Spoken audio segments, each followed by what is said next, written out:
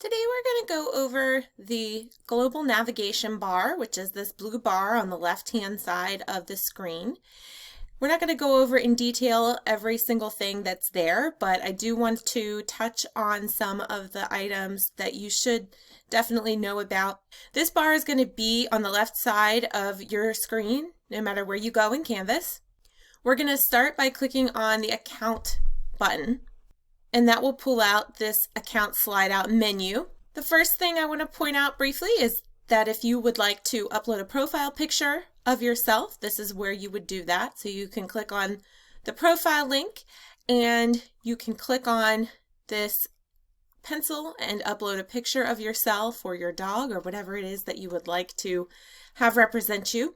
And you also can, over on the right side, you can click on the profile button and put a bio about yourself, a little information for your students to see that will help them get to know you. Next, we're going to click on the notifications link. Notifications are Canvas's way of letting you know about the activity that is going on in your courses. Notifications will be sent to your Camden County College email address, and they will contain information about what has happened in your class. There's a lot of different things that you can choose to be notified about, or there might be ones that you are going to turn off that you aren't interested in being notified about. But you have a lot of control over how often you receive notifications. So for example, this late grading item here, you'll note that if you hover over that particular activity, it will give you some more information about that particular item. In this case, this late grading item is going to send you a notification anytime a student turns in an assignment after the due date is passed. And this might be one that you would want to have turned on. I believe by default this one is set to send you a weekly summary, but you can click on the icon here, and this is how you control how often you will receive these notifications. If you're not interested in receiving any notifications about this particular activity, you can turn it off. You could also get a weekly or a daily summary, or you could get an immediate notification. Daily summaries are nice because you'll get one email sent to you toward the end of the day that will summarize all of the items that you have chosen to get a daily summary about. So it cuts down on the number of emails that you'll be receiving, but it does come with some regularity. I do recommend leaving turned on for immediate notification or a daily summary under conversations. This added to conversation and conversation message. These both will send you a notification when a student emails you in the Canvas inbox, and we'll talk about the inbox in just a few minutes.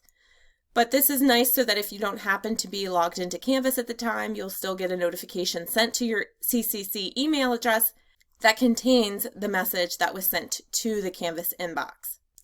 You'll notice that the Camden County College email address is the default email that is in here, but you actually could add an additional contact method if you want to get your notifications sent somewhere else, or you could even have some of them going to your CCC email and have others going to a different email address.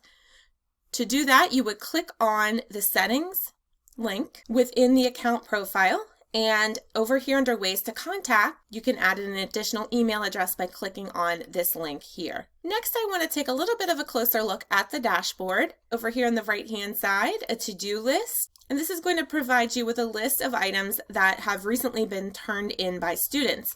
So you can easily click on the item and it will take you right to that assignment and you can grade it when you're ready. You'll also see a coming up section here that will let you know about items that are coming up on your calendar in Canvas. And then on your dashboard, this is where you will see your current courses. Courses will pop up in your Canvas account after they are assigned to you by your department chair and after you have at least one student enrolled in the course. So the creation of the course shells is not actually something that is done by the e-learning division. It's actually an automatic process. So just like courses will show up automatically before the start of the semester, they will also be removed from your dashboard automatically at the conclusion of the semester. Usually OYT has the course is set to conclude 2 weeks after the end of the semester. So you may come to your dashboard and realize that your courses from the past semester are no longer there.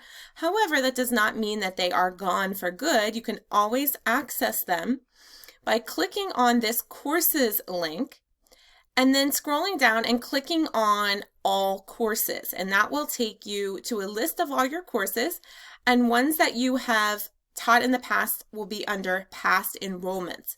You can click on this at any time so that you can replicate the course. You can't put it back on your dashboard once it's been concluded, and you can't make any changes to the course after it's concluded, but you still can always access it. Next, we'll click on our groups button here. If you have student groups set up in your courses, or if you are a member of a group that has been created for faculty, you will see those groups listed here. There is another video in the Canvas Faculty Hub that goes over groups, but I did want to point this out.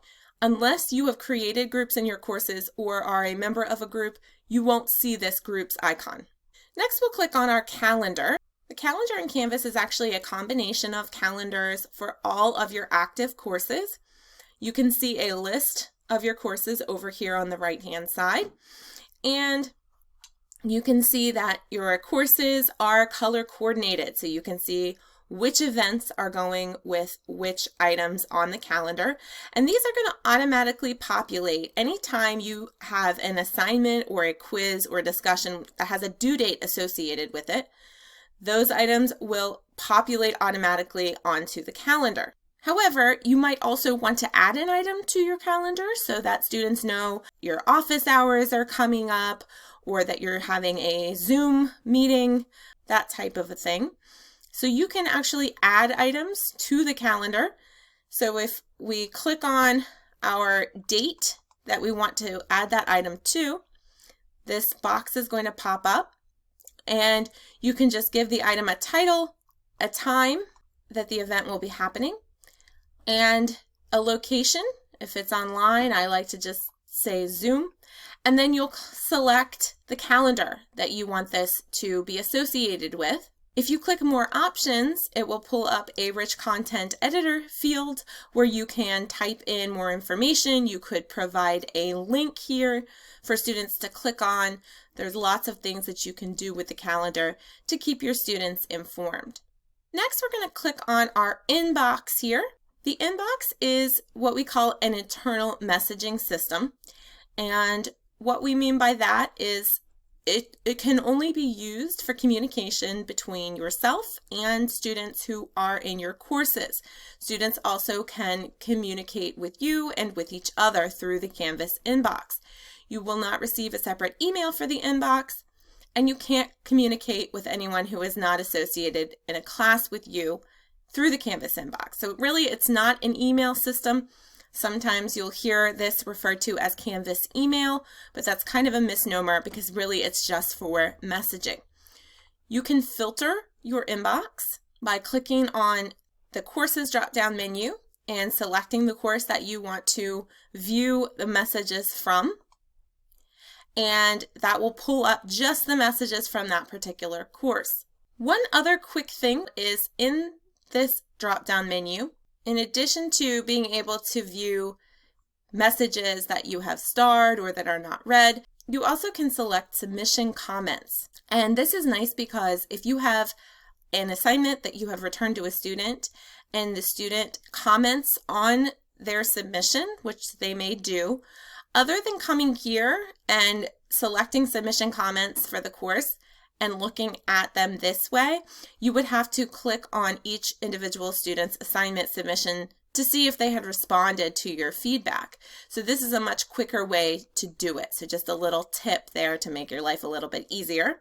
If you want to compose a message, you'll click on this pencil and paper icon at the top, and you will select the course that you want to send the message to.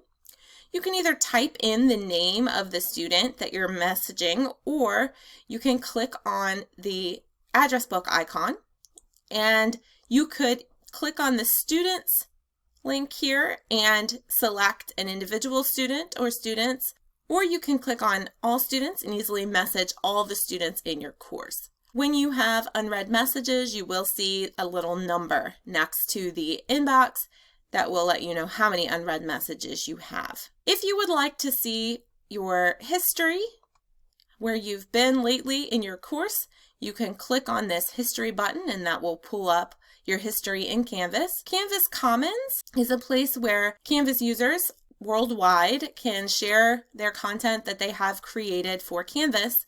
The first time you click on Commons, it's going to ask you to authorize it. You'll need to do that first. And then when you're in Commons, you'll see that there's all kinds of different Canvas content that you are free to download and use and import into your own courses and modify. You can also use Commons to store your own items and to share them either with users worldwide, or you could limit it to users just at Camden County College, or you can make it private so that you are the only one with access. And then the last thing I want to click on here is the help menu. I would recommend letting your students know that this is here so that they know they can contact Canvas support either via chat or the support hotline 24/7, 365. And of course, you as an instructor can use this as well. One other quick final thing about the global navigation bar is that you can have this expanded version of it that takes up a little more space, which I usually keep mine on. Or if you'd like it to be smaller, you can click on this arrow and that will make it into this smaller version where you just see the icons.